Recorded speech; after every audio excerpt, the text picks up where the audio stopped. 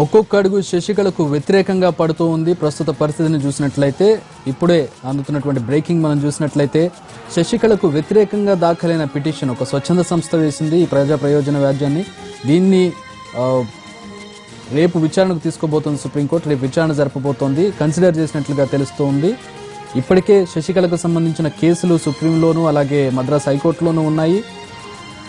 జయ మృతికి సంబంధించిన కొన్ని కేసులు నడుస్తూ ఉన్నాయి. జయ అక్రమాస్తులకు సంబంధించిన కేసులో A2గా ఉంది ప్రస్తుతం శశికళ. అంటే A1 జయలలిత మృతి చెందారు కాబట్టి ఆ తర్వాత వచ్చేది శశికళ. ఇప్పుడు ఆ కేసులో ఎలాంటి పురోగతి సాధించినా కూడా అదంతా కూడా శశికళ మెడకు చుట్టుకుంటుంది. అలాగే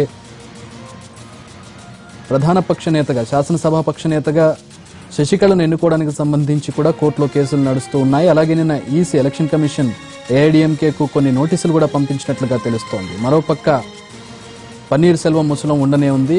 పన్నీర్ సెల్వం తన పని తాను కానిస్తూ ఉన్నారు. తన అధికారాన్ని కొనసాగించే విధంగా, నిలబెట్టుకునే విధంగా ఆయన చర్యలు తీసుకుంటూనే ఉన్నారు.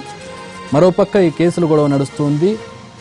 మొత్తానికి చూసినట్లయితే శశికళకు అష్టదిగ్బంధం కల్పిస్తున్నటువంటి పరిస్థితి. ఒక పక్కన బ్యాంకు ఖాతాలు నిలిచిపోయినటువంటి పరిస్థితి, మరో పక్కన చట్టపరమైనటువంటి చర్యలు కూడా వేగవంతం అవుతూ ఉన్నాయి. మరో పక్కన గవర్నర్ కూడా ఆవిడకి ఇంతవరకు అపాయింట్మెంట్ ఇవ్వలేదు. మొదటి అపాయింట్మెంట్ పన్నీర్ సెల్వంకి ఇచ్చినట్లుగా తెలుస్తోంది.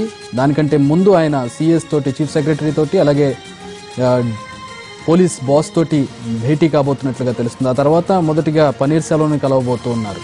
అయితే పన్నీర్ సెల్వం రాజీనామా సమర్పించారు. మరి ఆ రాజీనామాకు సంబంధించిన స్టేటస్ ఏంటనేది ఇంకా తెలియాల్సి ఉంది. ఆ రాజీనామాను ఉపసంహరించుకుంటానని కూడా ఆయన చెప్పారు. రాజీనామా చేసిన మరుసటి రోజే ఆయన యూటర్న్ తీసుకోవడం జరిగింది. ఆ తర్వాత వరుసగా జరిగినటువంటి పరిణామాలను మనం చూస్తూనే ఉన్నాం ఎప్పటికప్పుడు NTVలో. మా ప్రతినిధులు అక్కడ నుంచి ఎప్పటికప్పుడు రిపోర్ట్ను అందిస్తూనే ఉన్నారు. మొత్తానికి పొలిటికల్ డ్రామా పతాక స్థాయికి చేరుకునే దిశగా అడుగులు వేస్తూ ఉంది. హై టెన్షన్ వాతావరణం కనబడుతుంది. కొద్దిసేపటి క్రితం పోయస్ గార్డెన్స్ పేరును జయలలిత మెమోరియల్గా మార్చే నిర్ణయం తీసుకున్నట్లుగా తెలుస్తుంది. దానికి సంబంధించిన అధికారిక ఉత్తర్వులు కూడా కొద్దిసేపట్లో విడుదల చేస్తారని తెలుస్తోంది. జయలలిత మరణం తర్వాత పోయస్ గార్డెన్ను శశికళ ఓవర్టేక్ చేశారు. శశికళ, జయలలిత అలాగే శశికళ బంధువర్గం అందరూ కూడా పోయస్ గార్డెన్లోనే ఉండేవారు. జయ మృతి తర్వాత పోయస్ గార్డెన్ పూర్తిగా శశికళ అనుచరులు, శశికళ అధీనంలోకి వెళ్ళిపోయింది. దీంతో ప్రస్తుతం పన్నీర్ సెల్వం ఆ పోయస్ గార్డెన్కి సంబంధించిన కార్యక్రమాన్ని మొదలుపెట్టారు. ముందు అక్కడి నుంచి నరుకురావడం ప్రారంభించారు. పోయస్ గార్డెన్ పేరును జయలలిత మెమోరియల్గా మార్చేసే కార్యక్రమం జరుగుతుంది. మరో పక్కన ఆర్థికమైనటువంటి లావాదేవీలు, AIDMK పార్టీకి సంబంధించిన నిధులు విడుదలయ్యే బ్యాంకుకు లేఖ రాశారు పన్నీర్ సెల్వం. తన అనుమతి లేకుండా తాను లేఖ రాసే వరకు, తను చెప్పే వరకు కూడా ₹1 కూడా బ్యాంకు నుంచి బయటకు విడుదల చేయకూడదు పార్టీకి అని బ్యాంకుకి విజ్ఞప్తి చేసినట్లుగా తెలుస్తోంది. ఈ విధంగా పన్నీర్ తన పని తాను చేసుకుపోతున్నారు. మరో పక్కన చట్టం తన పని తాను చేసుకుపోతున్నటువంటి పరిస్థితి.